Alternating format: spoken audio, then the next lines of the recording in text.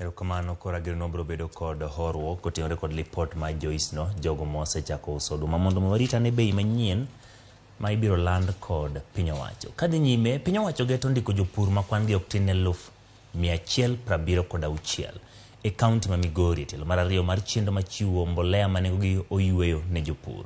Jafwambo marwa ma Migori Juma miyowa ler mar wachno.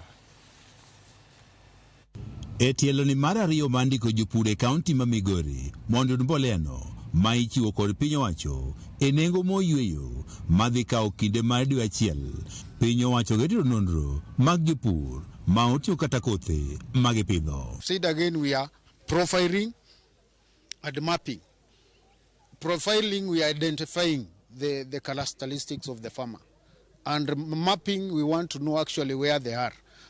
County Commissioner e County ma Migori David Gitonga kaachiel jatend migao mar pur pith jamni kaachiel kod e County ma Migori Lucas Musenda ma oriko ne wuoyo bang' bedo kod romo kod apisas mawuok e migepe mopogore opogore ne wane geno margi en jopurgo duto maromo 176 koro ndikore e chenro ni. I've frequently got a lot of complaints from farmers who were either registered and were not uploaded onto the database, or they were uploaded but they have not received the codes to enable them redeem fertilizer from the NCPB stores. This particular exercise will supersede any other exercise that has been done before. We are one of the beneficiaries of the county aggregation programs. So once you have a county aggregation program without produce for validation, then it means we are not doing anything. Gijiwo jopur mapoko ndikre chendo ni mondo wuog oko kendo koro ndikre eka gir mbolea ma ichiwo kod piny owacho madhi konyogi medo nweng'o e pur magitimo. We cannot say that people of Nyanza have been marginalized by the government. During the last registration exercise, we were able to capture 99,000 farmers. Out of those, 54,000 were able to retrieve their fertilizer. So what I can say, there were some challenges in terms of technology.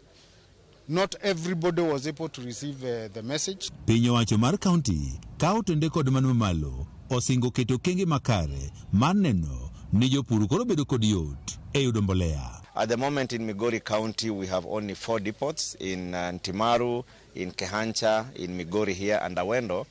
And those depots are often very far. For example, a farmer coming from Sori to come and pick his or her fertilizer in Migori, that distance already is counterproductive.